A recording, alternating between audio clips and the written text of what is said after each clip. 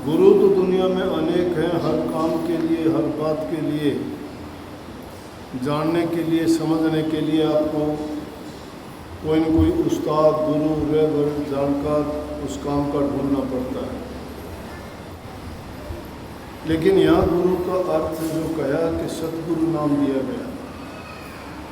सतगुरु सिर्फ आपको भक्ति मार्ग की, जीव के कल्याण की, रूह की बेहतरी के लिए, उद्धार और कल्याण के लिए ही बात बताएगा। इसीलिए स्वामी जी महाराज ने इस वाणी में लिखा, सतगुरु आए दिया जग हेला, जागो रे मेरे प्यारे जागो। जो सतगुरु के प्यारे हैं, सतगुरु के प्यारे कौन हैं? जो भक्ति करना चाहते हैं, जिनका मन प्रभु से मिलने का, इस कालजाल से छूटने का है, उन लोगों के प्रति ये वाणी कही गई है। क्योंकि हम दुनियादारी की तरफ से तो जिंदा हैं, दिखाई देते हैं, परंतु प्रभु की ओर से भक्ति के लिए हम सब सोए हुए हैं। सोए हुए का मतलब भूले हुए हैं। ये रूह इस संसार में आके भूल गई कि इसका निज देश ये नहीं कोई दूसरा है। ये भी भूल गई कि मेरा यहाँ कोई काम नहीं है, मैं कुछ दिन के लिए यहाँ आई थी, लेकिन इस दुनिया के मेले में देख के वो भूल गई और इसी को अपना देश समझ बैठे। तो समय समय पर संत सतगुरु जो आते हैं, वो जीवों को जगाते हैं। जो मदहोशी की नींद में हैं, दुनियादारी की चीज़ों में मस्त और व्यस्त हैं, ये झूठे रस का पान तो करते हैं, लेकिन उनको ये नहीं पता कि ये विष है, अमृत नहीं है। अमृत नाम तो प्रभु का नाम है। उस नाम का सुमन कोई करता है, जाप कोई करता है, उसका अभ्यास कोई करता है, तो उससे हमारी मन की मलिनता दूर होती है, हमारे विचार शुद्ध होते हैं, हमारे कर्म अच्छे बनते हैं, हम दुष्कर्मों और पाप कर्मों से बचते हैं और पुण्य कर्मों की ओर हमारा मन करता है। लेकिन उसके लिए उन्होंने जगह जगह ये बात दोहराई कि जब तक तुम अपने सतगुरु से ने नहीं लगाओगे, उनके ऊपर दृढ़ विश्वास और भरोसा नहीं करोगे, उनको अगर आगे लेके नहीं चलोगे और उनके सन्मुख नहीं होगे, तो तुम्हारे कर्म नहीं कर सकते। इस रास्ते पे चलने वाले के लिए छल कपट, ईर्ष्या, निंदा, पाप, खोटे कर्म, बेईमानी, दूसरे को कष्ट देना, चोरी या दुनियादारी की चीज़ों में फंस के भूल जाना कि तेरा वास्तविक काम क्या है, उनके लिए नहीं। इसलिए संत सतगुरु क्या कहते हैं, कैसे जगाते हैं, वो यही तो भेद बताते हैं। यही हमारी भूल है सबसे बड़ी कि झूठे घर को हमने अपना घर माना है। सब संतों की यही बात रही कि जितने भी संत आए, उन्होंने सत्य का संदेश दिया, प्रभु की भक्ति के लिए जीवों को आगे बढ़ने के लिए कहा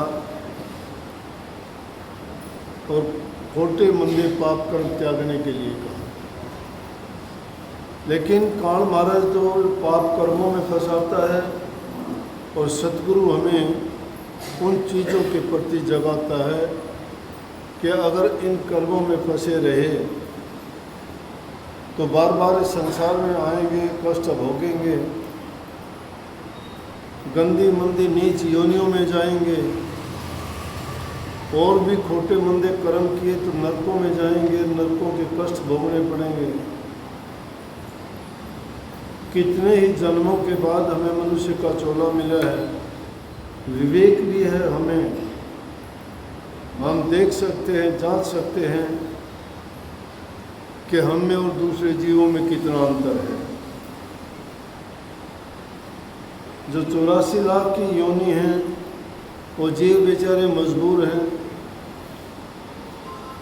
न पशु भक्ति कर सकते, न उनका कोई गुरु है, न पक्षी भक्ति कर सकते, न उनको ज्ञान देने वाला है, न कीट पतंगे और दुनिया भर के जीव, जल के जीव हैं, उनका गुरु नहीं है।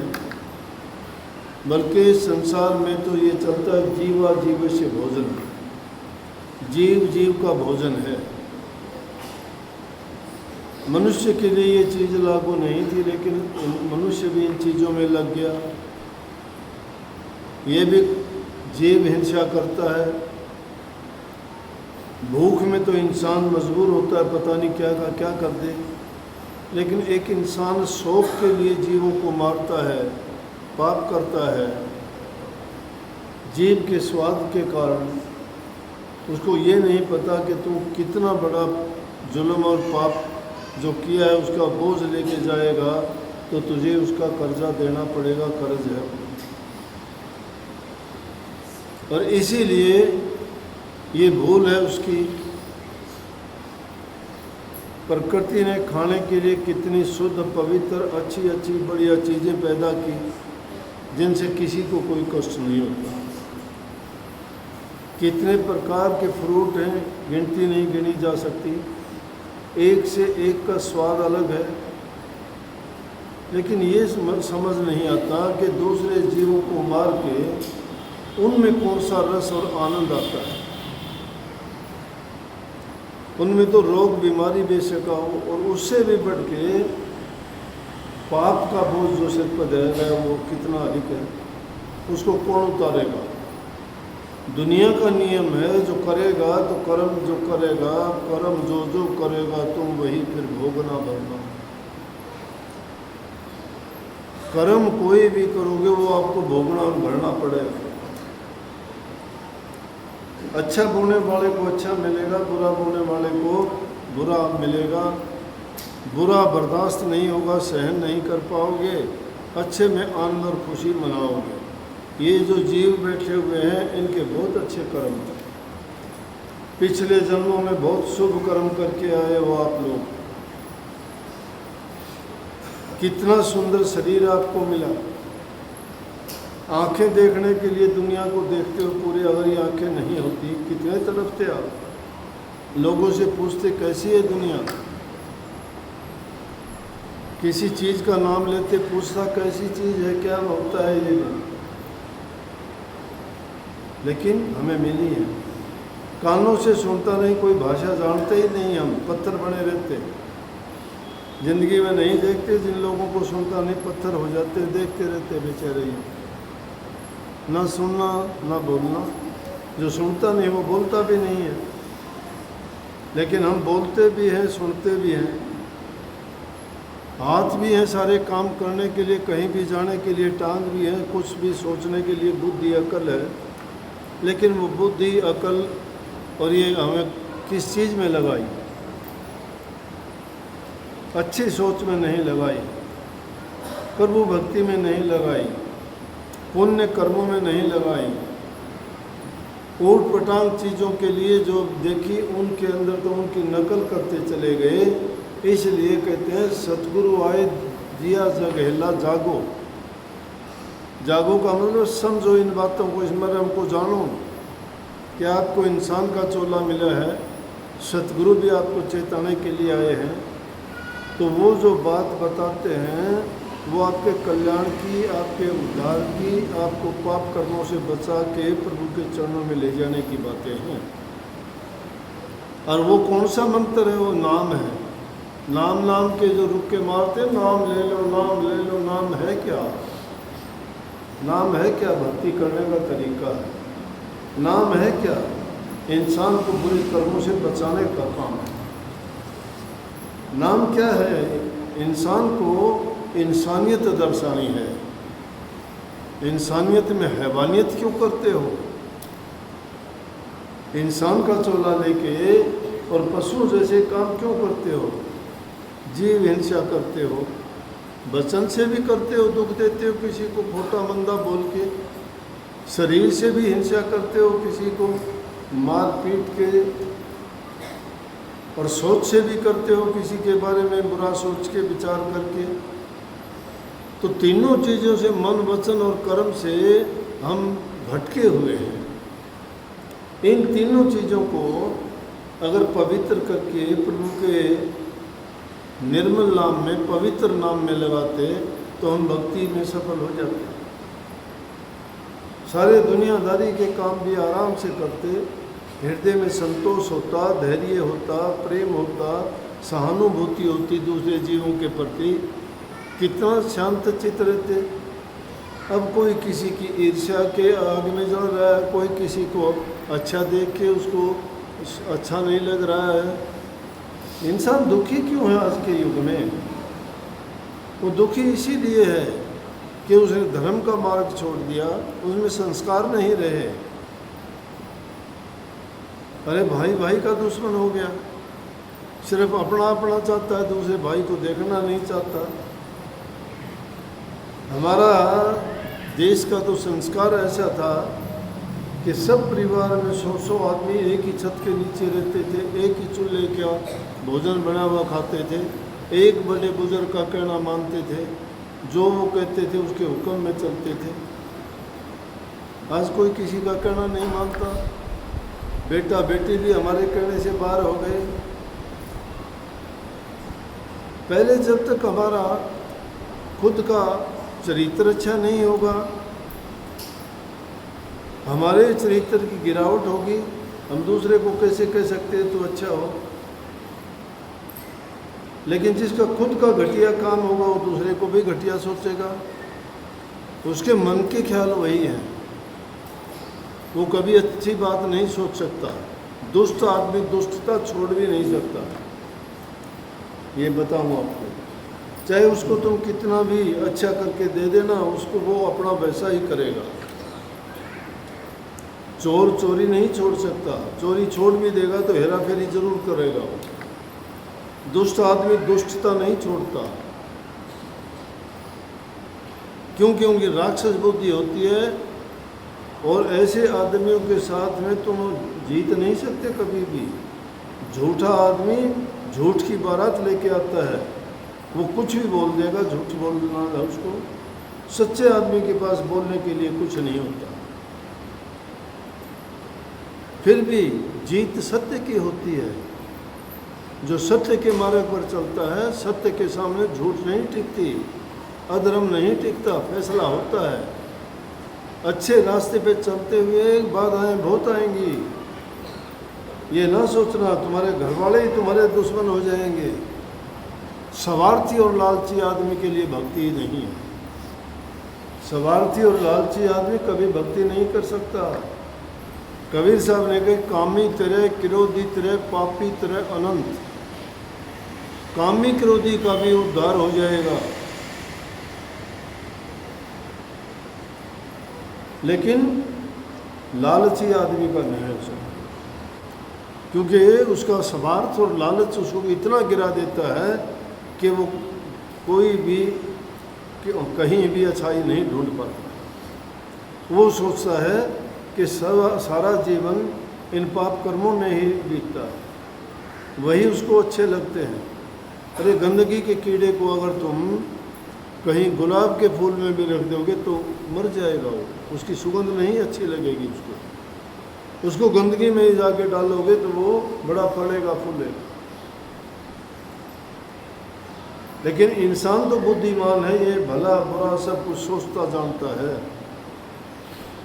ये जानता है किस काम के करने से हमें पाप लगेगा, किस काम के करने से हमें पुण्य मिलेगा।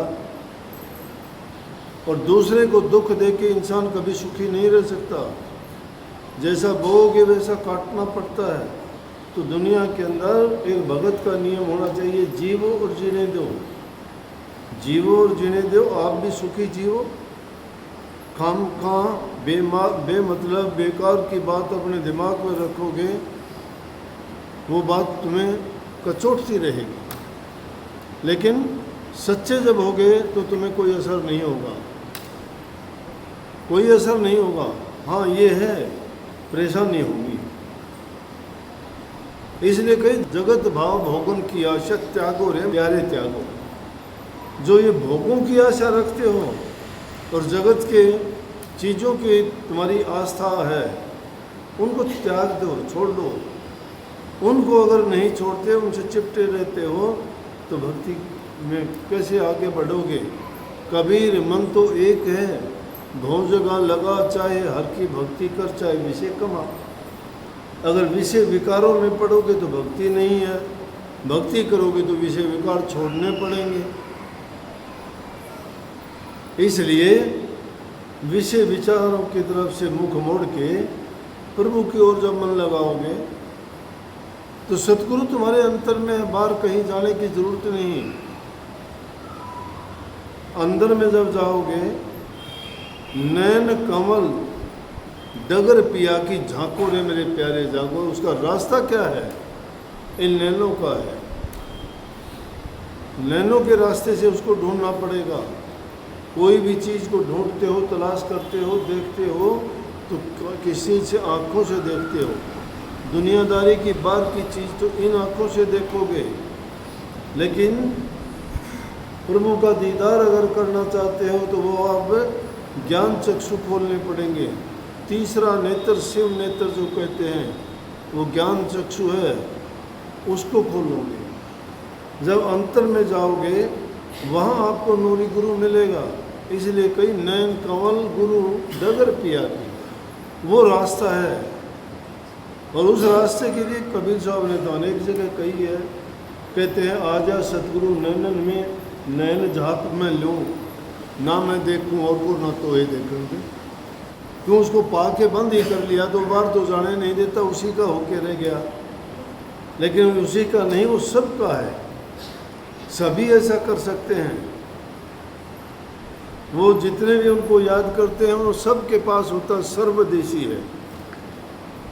वो सर्वजन हिताय सर्वजन सुखाय के काम करता है। मालिक सबका, मालिक एक है। जैसे यहाँ से देखोगे सूर्य अपने देश में, हम कहेंगे ये देखो सूर्य हमारा है, हिंदुस्तान का है। अमेरिका में जाके देखो यही सूर्य है, वो भी कहते ये हमारा है। जापान वाले कहते हैं हमारा है। एक देशी भी है ये, और ये सर्वदेशी भी है। एक देश का तो इसलिए हम कहते हैं, और सर्वदेशी इसलिए सब देशों में यही है। इसीलिए वो प्रभु कण कण में सर्वदेशी है। वो जो भी उसको जहाँ याद करता है, शब्द गाया करते हैं कि जहाँ ढूंढा वहाँ पाया, सतगुरु थारा जुग जुग जुग सवाया। अगर उसको जहाँ ढूंढते हो वहीं मिलेगा, भागने की जरूरत नहीं। वो हमारे अंदर में घट घट में बसता है। और उसके लिए कबीर साहब ने कहा कि उसको पाने के और लिए दूसरा तरीका ये है कि आँखों से ही मिलेगा। और वो कहते हैं नैनों की कर कोठड़ी और पुतड़ी पिलंग बिछा, पलकों की चिक डाल दे प्रीतम को ले रिझा। अब उस प्रीतम को पाना और रिझाना चाहते हो न, तो नैनो आँखों की तो कोठड़ी बनाओ। कोठा समझो इसको, कमरा समझो। और पुतड़ी पिलंग मान लो। जो तुम्हारी पुतली है उसमें किस लिए पिलंग मान लो? कि सतगुरु उस मालिक को उसमें बैठाने के लिए। और क्या करो कि पलकों की चिक डाल दो। चिक किसके कहते हैं? एक पर्दा सा होता है जो दरवाज़ों में और खिड़कियों में डालते हैं। तो कहते हैं इनका वो चिक डाल के इसको बंद कर लो और अपने प्रीतम को वहाँ ले जाओ। हमारा प्रीतम कौन है? गुरुमुख का प्रीतम तो गुरु ही होगा ना, सतगुरु ही है। और सतगुरु शब्द में समाया हुआ है, उसमें वो ज्ञान प्रगट है। जब जिसमें ज्ञान प्रगट है वही शब्द है, वही प्रभु है, वही गुरु है। इसलिए उस मालिक को पाने के लिए सीधा रास्ता नैनों का बताया। इस नैनों के रास्ते से ही अंदर में जाना पड़ेगा। और सारी बातों के कहा कि राधा स्वामी छिन छिन ही ऐसे भाखो रे मेरे प्यारे भाग। राधा स्वामी क्यों? राधा स्वामी नाम का स्मरण। राधा कौन है? आत्मा है। स्वामी कौन है? मालिक है, परमात्मा है। और ये अलग कुछ नहीं है, एक दूसरे से जुदा नहीं है, ओत पोत में है ये। जैसे सार वचन की वाणी में कि राधा आदि सूरत का नाम, स्वामी आदि शब्द निज धाम, राधा प्रीत लगावन हारी, स्वामी प्रीतम नाम कहारी। सूरत शब्द और राधा स्वामी दोनों नाम एक कर जाने, दोनों नाम एक कर जाने। सूरत शब्द और राधा स्वामी। सूरत शब्द आत्मा और परमात्मा, राधा स्वामी ये एक ही है, अलग अलग नहीं है। उसका सबसे प्रथम तरीका बताया कि सतगुरु ने तो आके हेला दे दिया, और हेला दे के क्या कहा कि कौन सा माध्यम है जिसके द्वारा तुम वहाँ पहुँचोगे, वह नाम जाप। सबसे प्रथम है नाम का जाप करना। जो नाम का सिमरण तो करता ही नहीं, फालतू की बातों में समय गवा देता है। नाम का सिमरण, एक जो कुछ नहीं जानते वो भी माड़ा तो फेरते रहते हैं कम से कम, चाहे वो कुछ भी करते उनके मन में तो रहती है। लेकिन हम लोग नाम लेके भी कभी भूले से नाम का सुमरण नहीं करते, कभी एकांत में बैठ के चिंतन नहीं करते, थोड़ा सा समय ध्यान का भी नहीं देते, तो कैसे तो हमारा मन शिथिल होगा। आसन 2 मिनट के लिए नहीं लगा सकते। जब तक हमारा शरीर शिथिल नहीं होगा, मन नहीं रुकेगा, मन नहीं रुकेगा, रूह कैसे शिथिल होगी, कैसे उसकी चढ़ाई होगी ऊपर में। है तो बड़ा कठिन लेकिन सुगम रास्ता है। सुगम इसलिए है कि सिर्फ हमें अपना मन दुनियादारी की तरफ से हटा के मालिक की ओर जोड़ना है। कोई इसमें वो नहीं है, सोच का बदलना है। जिस मन को हमने दुनियादारी की चीज़ों में उलझा रखा है, उधर से मोड़ के और प्रभु की ओर अगर मन को लगा देते हैं, काम बड़ा सहज में बन जाएगा। वैसे ये मार्ग कांटों से भी ज़्यादा कठिन चलने का है। इसमें बड़ा धैर्य रखना पड़ता है, खोटा मंदा बुरा सुनना पड़ता है। क्यों कि सही मार्ग पर चलने वालों के लिए प्रभु की ओर से, चाहे परीक्षा कहो, चाहे अकाल पुरुष की तरफ से कहो कि उसके शैतानी शक्तियाँ इस जीव को रोकने का प्रयास करती हैं। जो समझ जाता है, जिसको समझ आ जाती है, वो संघर्ष करता है, साहस रखता है, घबराता नहीं है, धैर्य रखता है, हृदय में संतोष रखता है, और गुरु का नाम लेके आगे जब चलता जाता है, काल की शक्तियाँ रास्ता छोड़ देती हैं, अपने आप दूर हो जाती हैं। नहीं हो जाती तो तुम्हारा रखवाला बड़ा शक्तिशाली है, जो तुम्हें कोई दुख देगा तो वो उनको अपने आप संभालेगा। तुम अपनी तरफ से किसी को कुछ ना कहो, तुम शांत हो, तुम धैर्य रखो। धैर्य रखोगे तो तुम्हारे सामने ही अपने आप परिणाम नज़र आ जाएगा। क्योंकि खोटे कर्म का नतीजा कभी अच्छा नहीं हुआ करता, और अच्छे का नतीजा कभी बुरा नहीं हुआ करता। लेकिन थोड़ी सी बीच की जो तकलीफ़ें हैं वो बर्दाश्त करनी बड़ी मुश्किल। किस तरह? एक बार की बात है कि एक आदमी ने कि सरकार से कर्ज ले लिया। बहुत पुराने ज़माने की बात है, जब पैसे की कीमत थी। आज तो पैसे की कीमत ही नहीं है कोई। उन ज़मानों में लखपति आदमी नहीं मिलता था, बहुत दूर दूर तक। करोड़पति तो कोई एक आध होगा तो होगा, नहीं था ही नहीं कोई। आजकल तो गांव गांव में गरीब से गरीब आदमी के पास भी लाखों रुपए मिल जाएंगे, लखपति है। चांदी के रुपये होते थे। लेकिन जब से सृष्टि हुई है, सबसे मानव पैदा हुआ है, तो दानव भी साथ पैदा हुआ है। जहाँ पुण्य पैदा हुआ है वहाँ पाप भी उससे पहले पैदा हुआ है। जहाँ अमृत कलश से सागर मंथन में निकाला गया और उसे मंथन करते हुए उसमें विष भी निकला था। दानव और मानव की लड़ाई भी हुई थी उसको लेने के लिए। कहने का मतलब ये है कि ये बहुत सृष्टि की शुरुआत से ही दोनों चीज़ें साथ साथ चलती हैं। दुख के साथ सुख लगा हुआ है, दिन के साथ रात लगी हुई है, अंधेरे के साथ प्रकाश जुड़ा हुआ है, लाभ के साथ हानि है। और जहाँ उन्नति होती है तो वहाँ अवनति, गिरावट भी आती है। लाभ के साथ हानि भी जुड़ी हुई है। जहाँ तुम्हें स्वाद और आनंद लेते हो तो कष्ट भी भोगना चाहिए। ये अकेला काम नहीं चलता। तो एक गरीब आदमी था, उसने सरकार से कर्ज ले लिया। कितना कर्ज? 30 रुपये। बहुत बड़ी चीज़ थी। अब जमींदार आदमी था, फसल होती नहीं थी, कर्ज कहाँ से दे? बार बार अब सरकार का पैसा था, कर्ज लेने के लिए आते कि दे भाई पैसे, तूने लिए थे, इतना ब्याज हो गया, इतने पैसे हो गए। वो बढ़ते गए। वो कहने लगे बेचारा कि भाई फिर आना, फिर दूंगा, अभी तो नहीं है, फिर आना। बार बार वो आते रहे, वो बचता रहा, ये कह के देता कहाँ से? बड़ी मुश्किल हो। एक बार उसने मेहनत करा के किसी तरह से 30 रुपये जुटा लिए तो उसने 30 रुपये लेके, तजूरी तो होती नहीं थी। उसकी बूढ़ी माँ थी, भोले लोग होते थे, अनपढ़ थे, उसको दे दिए कि माँ ये रख दे अच्छी तरह से, और इस बार जब वो लेने के लिए आएंगे तो दे मारूंगा, पीछा छूट जाए। बोले लिया बेटा।